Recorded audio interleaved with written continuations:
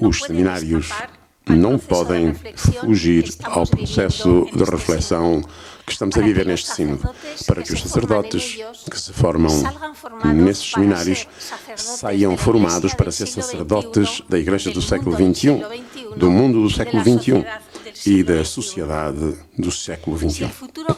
Se o clero futuro não se prepara, não está preparado em chave sinodal, dentro de 5, no máximo 10 anos, os problemas que temos hoje ter-se-ão multiplicado exponencialmente e praticamente será impossível, já nesse momento, achar soluções para esses mesmos problemas.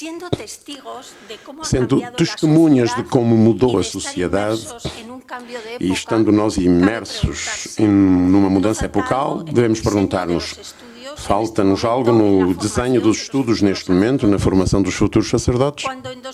Quando em 2016, a então congregação, hoje dicastério para o clero, publicou o documento O Dom da Vocação Presbiteral, Ratio Fundamentalis, vimos que a reforma, já naquele momento, dos documentos que saíram a partir desse mesmo documento, seria mais propriamente estética do que prática, coerente e necessária com a realidade atual.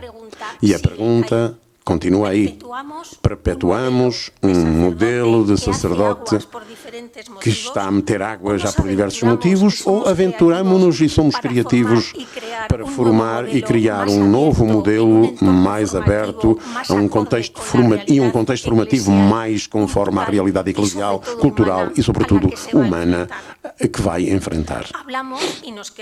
Falamos e queixamo-nos, com muita pena, da falta de vocações sacerdotais. Mas o que nos quer dizer o Espírito com a falta de vocações? Não nos estaremos nós empenhando em fazer vinho novo e mantê-lo em odres velhos? Pretendemos guardar as formas sem dar-nos conta de que o importante é o fundo. Essa é uma tentação em que caiu a Igreja, copiando muitas vezes a própria sociedade. A vocação não é uma coisa que nós queremos viver, mas sim algo que nós não podemos deixar de ser. E isto adquire uma especial relevância na formação dos futuros sacerdotes. Porque é preciso que tenham as ferramentas necessárias para poder viver e desenvolver isso que eles não podem deixar de ser. E se não têm essas ferramentas, acabarão por viver uma frustração permanente entre o desejo de ser o que não podem deixar de ser e não saber como vivê-lo em muitos momentos.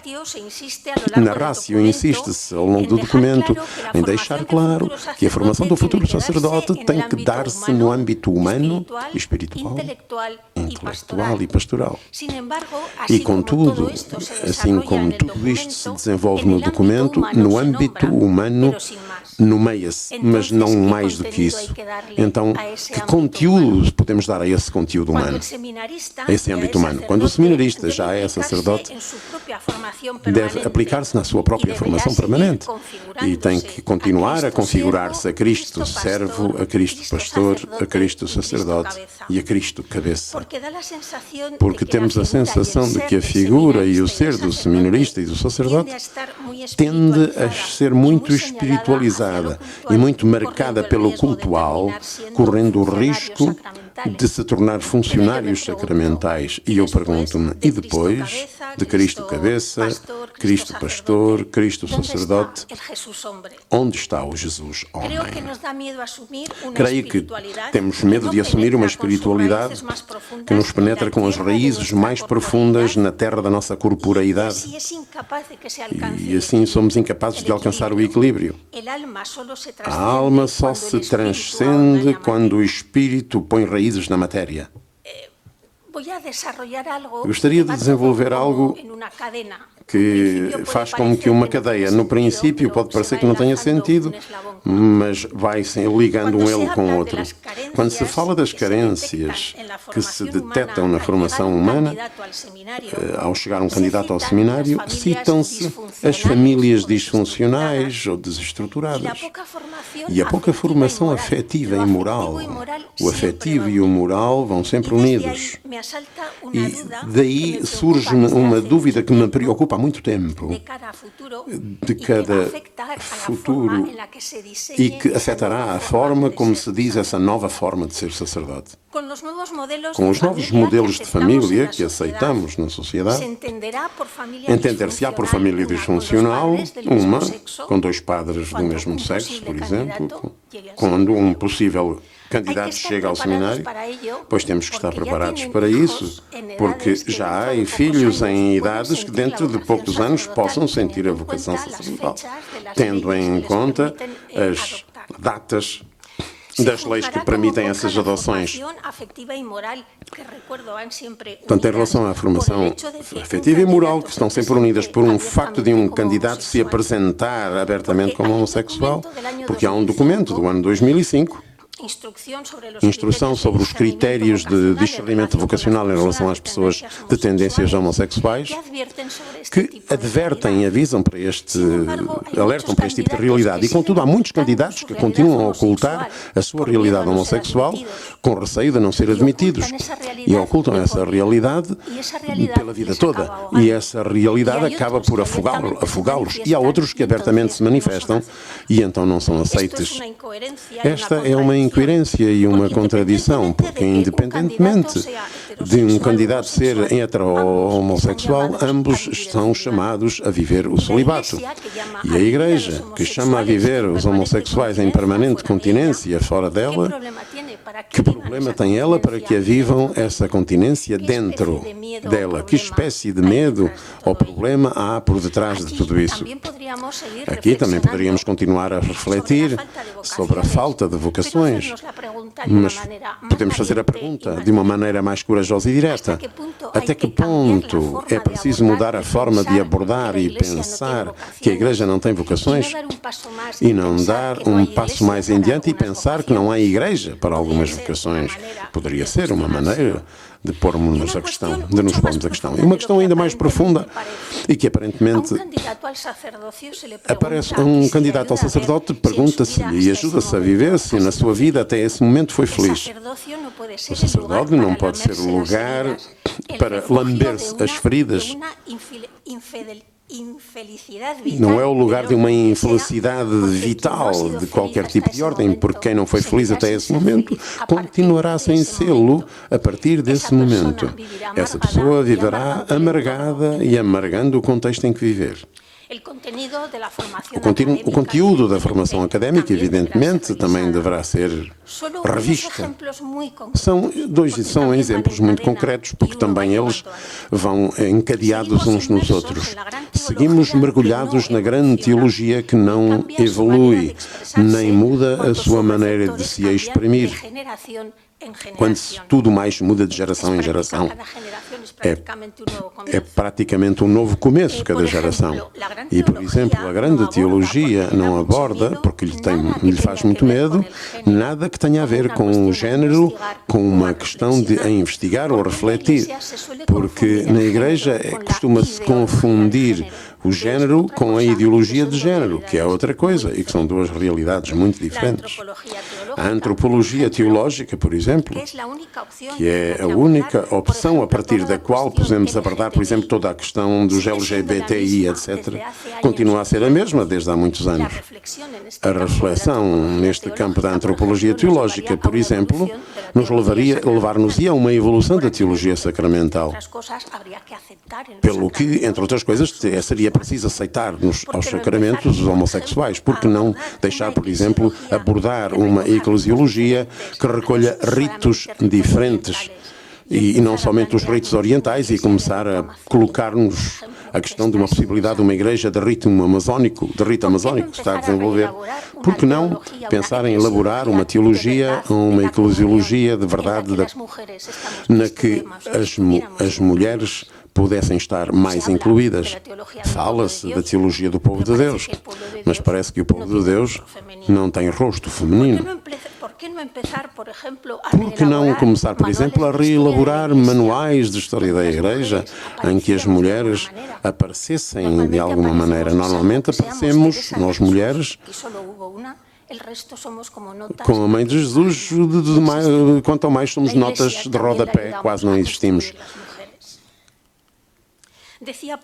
Dizia Paul Tillich que a teologia está entre dois polos, a verdade eterna em que se funda e a situação temporal em que essa verdade tem que ser recebida.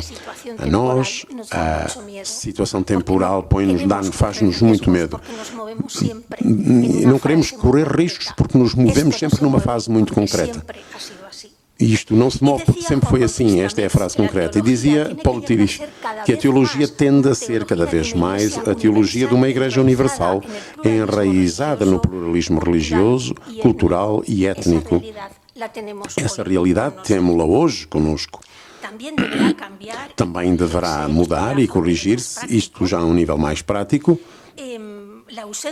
A ausência de teologia feminina nas bibliotecas dos seminários, bem como as bibliografias das cadeiras partilhadas, onde pouco aparecem teólogos que vão abrindo outros caminhos de investigação, porque, sobretudo na Europa, a teologia continua a pensar que não tem nada a aprender. E vou-lhes dar dois exemplos. Já há muito tempo, os teólogos católicos na Índia estão em diálogo com os filósofos do hinduísmo. Sabemos algo sobre as suas reflexões, que caminho seguem as suas expectativas. Sabemos algo disso na Europa? Sabemos sequer que esse diálogo existe? Não lhes vou pedir que levantem a mão, não faz mal. Em África,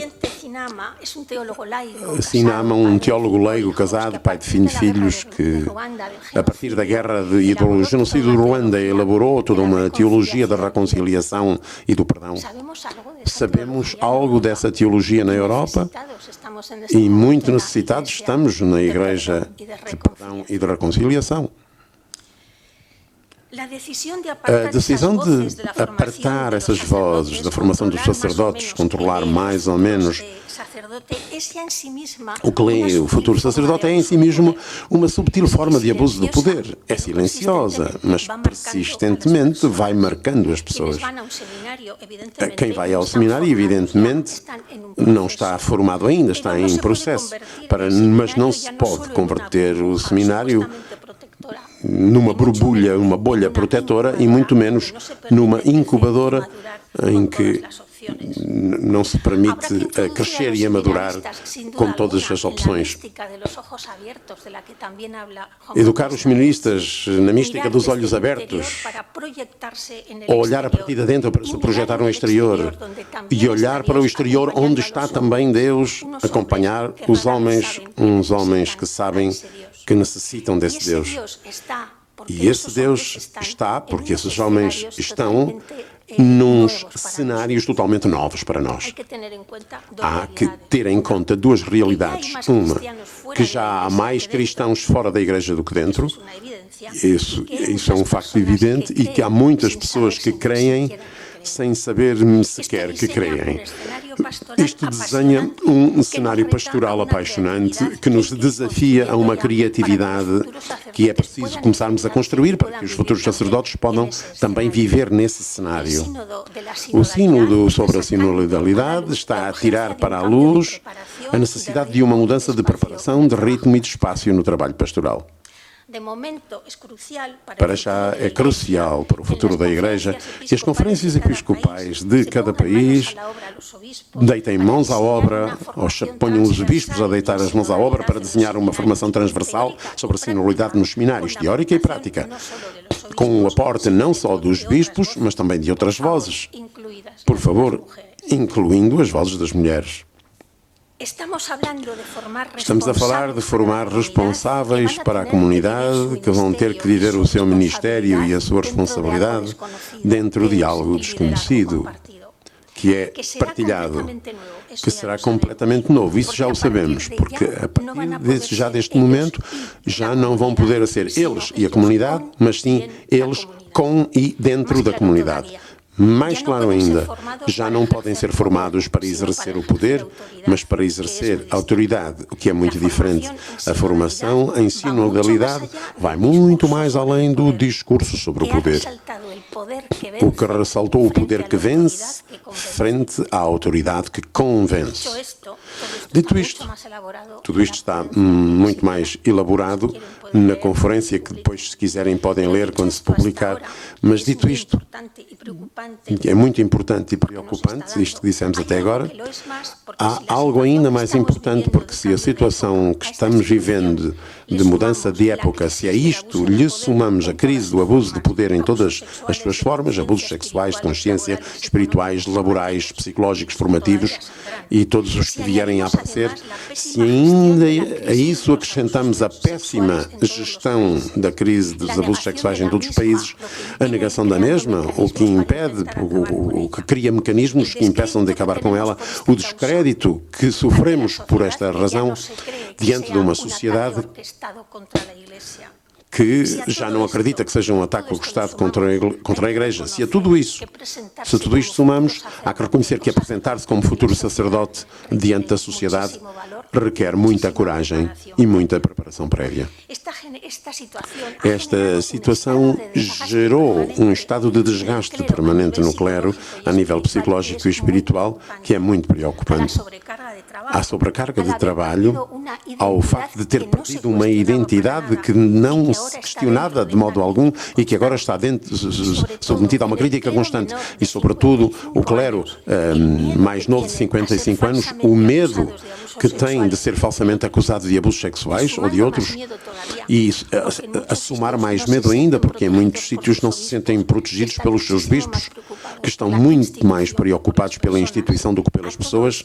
A tudo isto, há que acrescentar que, na sua imensa maioria, o clero não sabe como gerir as suas emoções e tomar consciência de uma solidão que não se parece nada com aquela que tinham vivido até agora. E isso também não ajuda.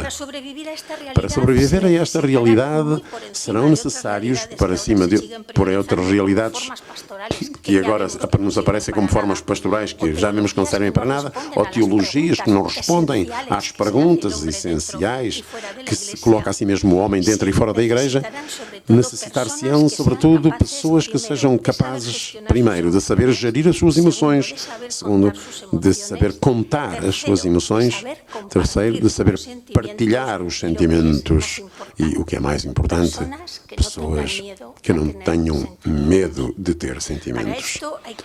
Para isso, há que modificar profundamente a formação dos futuros sacerdotes e introduzir nela dois elementos, até agora praticamente desconhecidos na maioria dos seminários: a formação psicoafetiva sexual e a inteligência emocional.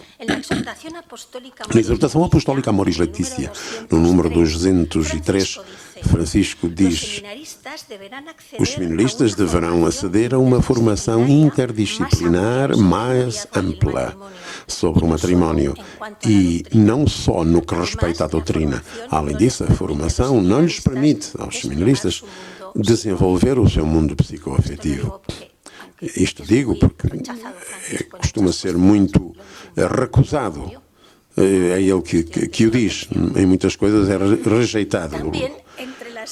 Também entre os aportes do Sínodo da Sinodalidade, sublinhadas agora no número 34 do documento da fase continental, recolhe-se também esta preocupação por parte de todo o povo de Deus.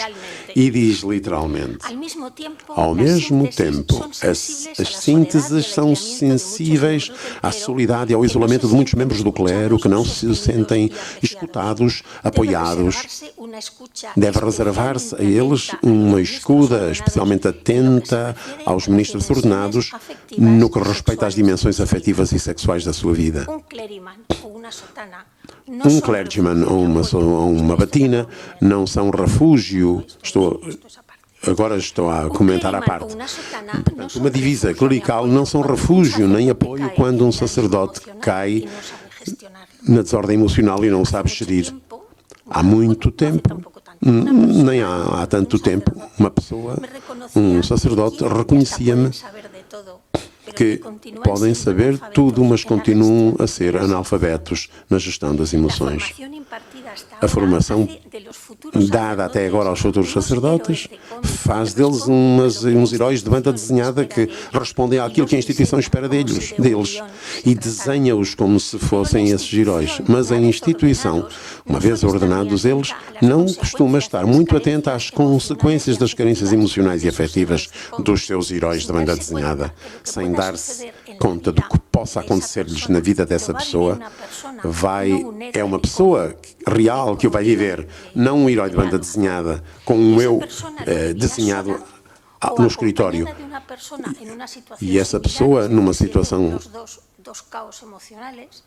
em dois caos emocionais, ou uma pessoa que não sabe sequer que isso pode acontecer e de repente cai no abismo porque se encontra com alguém que lhe está a apresentar algo que ele mesmo vai poder viver num momento determinado.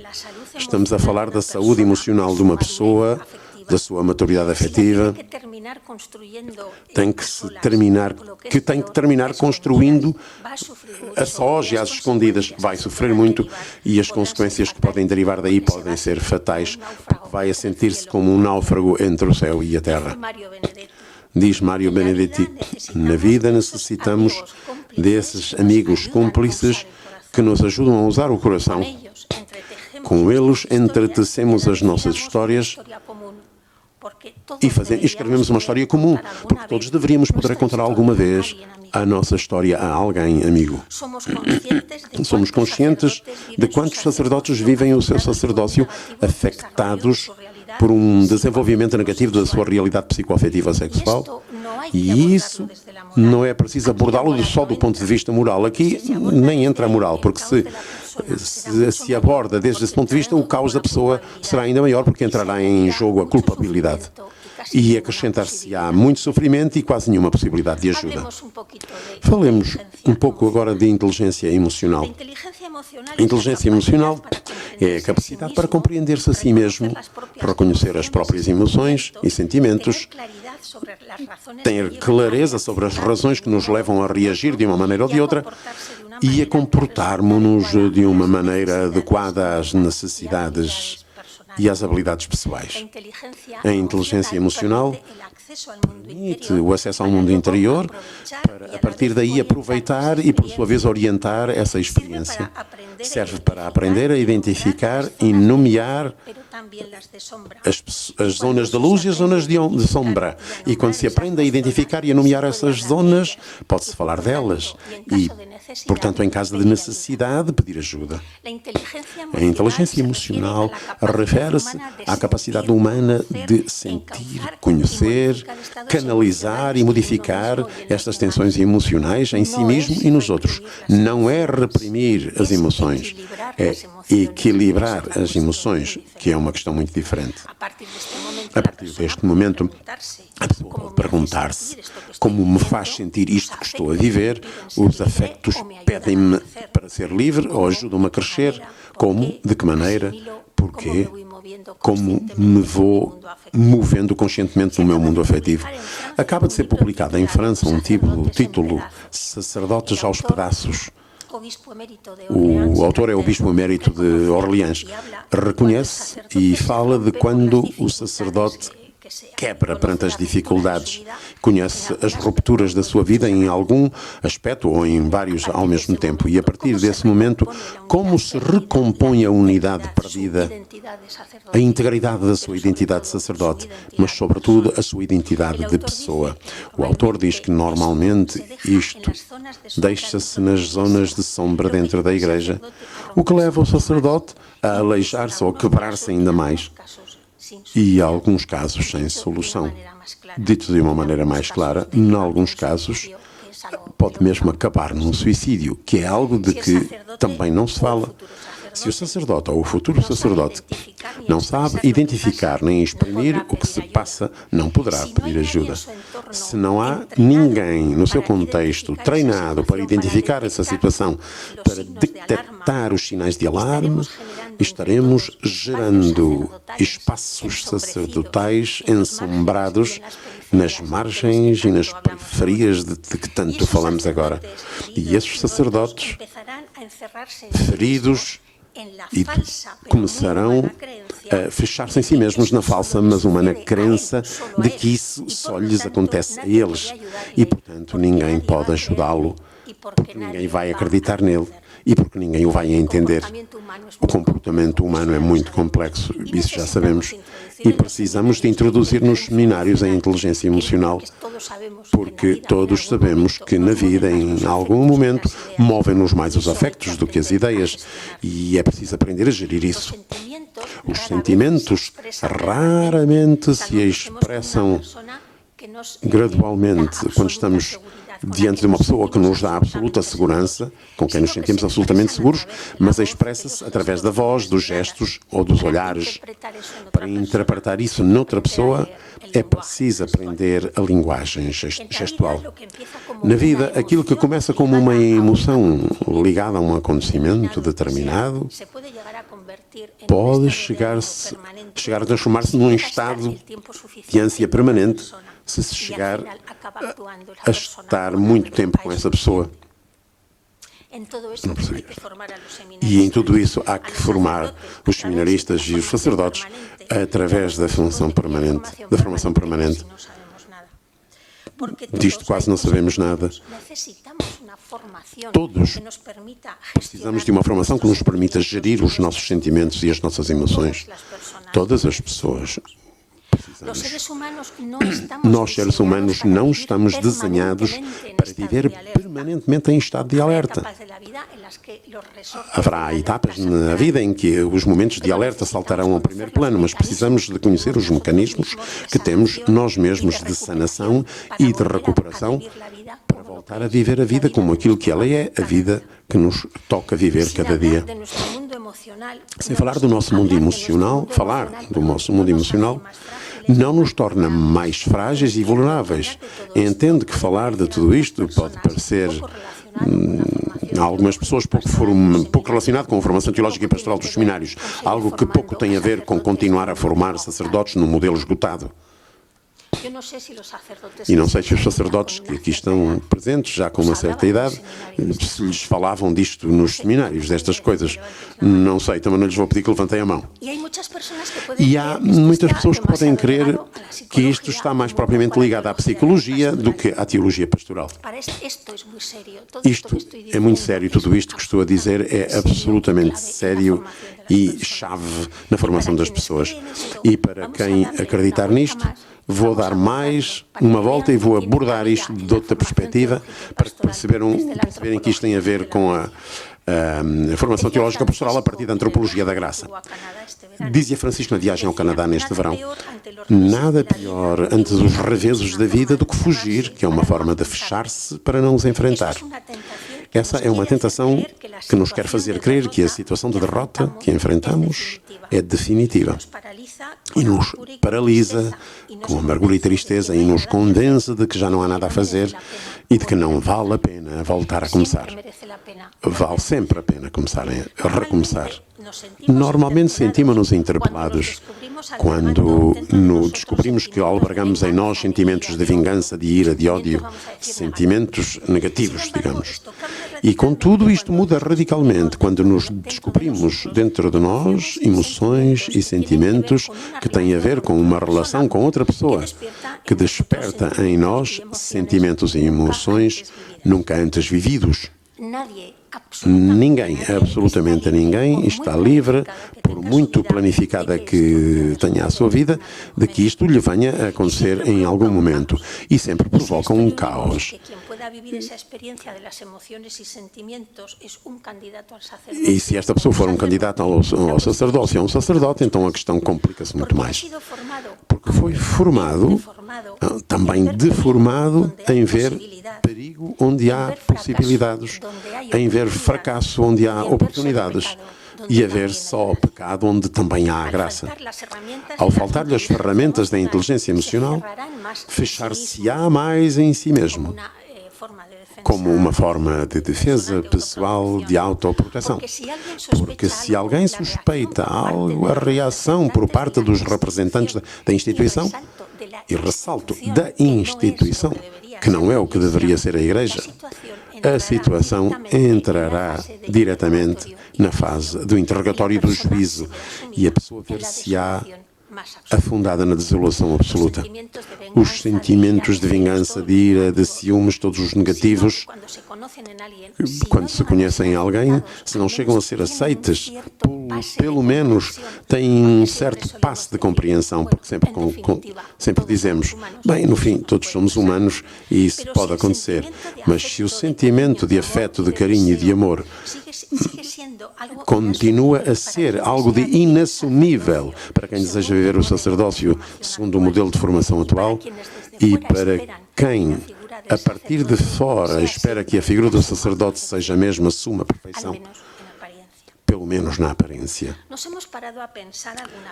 Alguma vez paramos a pensar, até que ponto a cascata de transbordar os sentimentos pode ajudar esse sacerdote, ou esse já sacerdote, a aprofundar a sua vocação?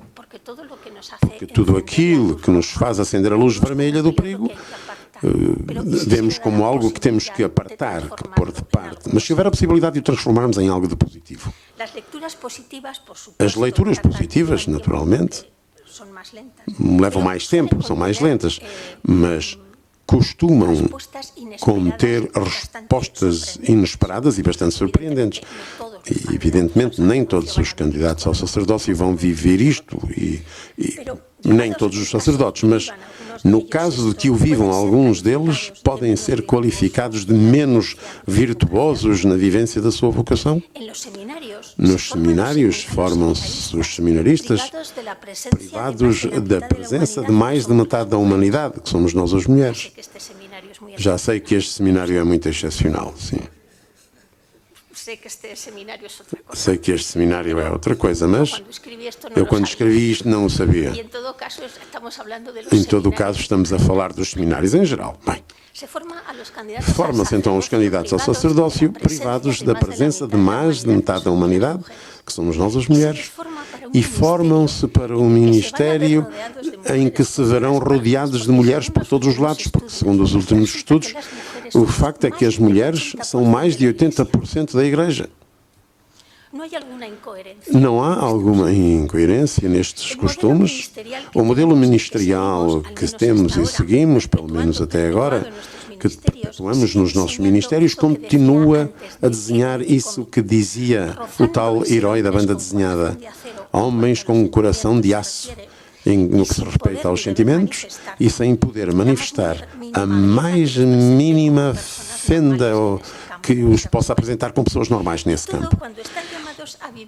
E contudo, todos os que estão chamados a viver num ministério, numa sociedade, eu sei que isto vai soar um pouco, mas eu costumo falar assim, quando estão chamados a viver o seu ministério numa sociedade que fala com total normalidade das diversas e novas masculinidades que aprofundizam aspectos muito positivos, afastando-se de um único modelo masculino, rígido e bastante insensível.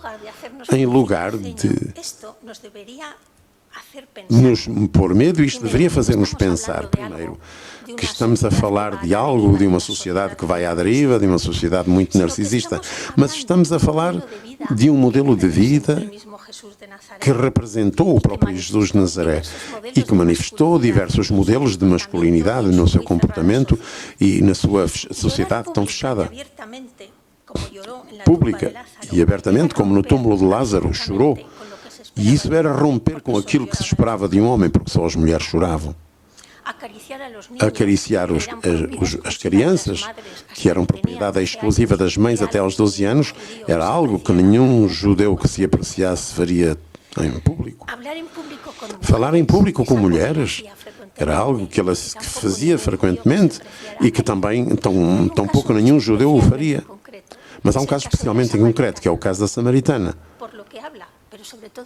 pelo que ela fala, mas sobretudo onde ela fala. Ela fala junto ao poço. E os poços, na história bíblica, são os lugares onde nasceram as maiores histórias de amor. Os patriarcas conhecem-se todos junto a um poço.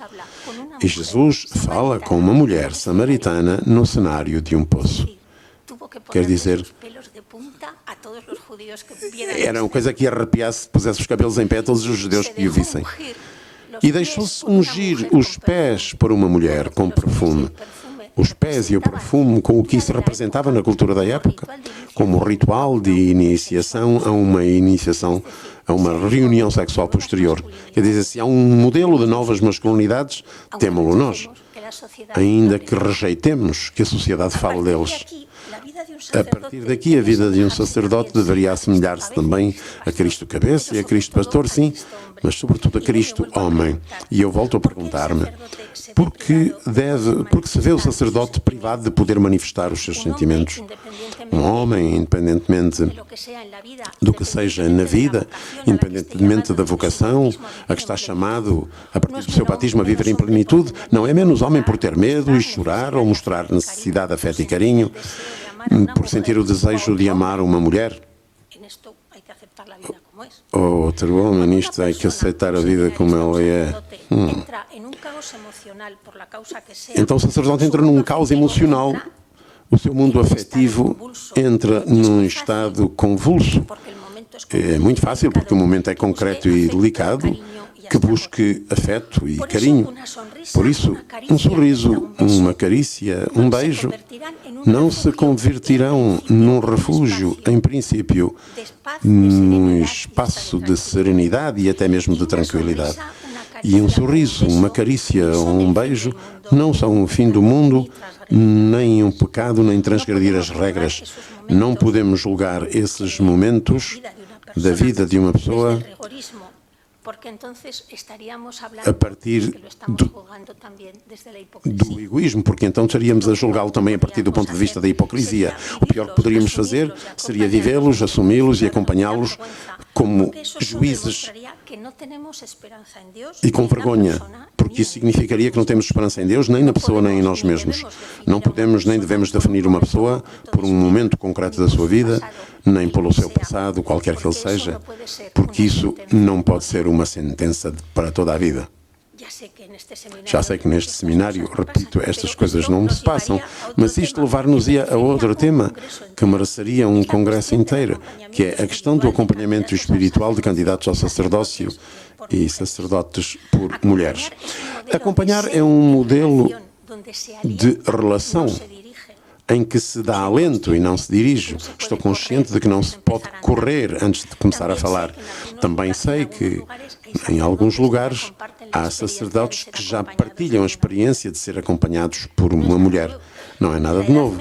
Na Idade Média, entre os muitos movimentos que surgiram como resposta ao clericalismo que se impunha brutalmente, houve um movimento composto exclusivamente por mulheres que se chamava as beguinas. Beguin. Muitas delas tinham uma grande formação em filosofia, teologia, grego e Sagrada Escritura. Beguin. Curiosamente, os diretores espirituais, hoje diríamos acompanhadores espirituais, eram dominicanos ou franciscanos e, em sua maioria, acabaram por pedir para ser dirigidos e acompanhados por elas, porque tinham descoberto uma sabedoria que eles não tinham. Quando a Igreja começou a perseguir as beguinas, de pouco serviu o testemunho destes homens que falavam em seu favor. Vê-se que a Igreja daquele tempo, já muito institucionalizada e clericalizada, a presença feminina causava-lhes o mesmo desconcerto que hoje. Por isso, hoje nós as mulheres que escrevemos e falamos sobre a importância de introduzir nos seminários a inteligência emocional, trata-se-nos com a mesma indiferença de sempre. Ainda que, creio, alguma tecla do piano começamos nós a tocar, porque à indiferença de alguns acrescenta-se o mal-estar, a queixa e até o ataque verbal de muitos. Porque estamos a entrar, diz-se, num terreno que não nos compete e, sobretudo, por atacar, assim que vêm ao clero na sua vida afetiva e sexual. mal-estar e ataque verbal para as teólogas, que para elas é já sinónimo, sinal de que elas estão a ir por um bom caminho.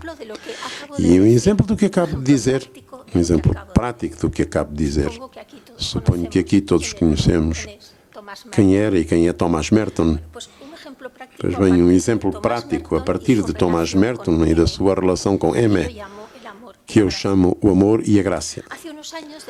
Há uns anos dediquei bastante tempo a estudar, a meditar e a aprofundar as relações, os afetos, os sentimentos que provoca tudo isso na vida dos sacerdotes em relação com as mulheres.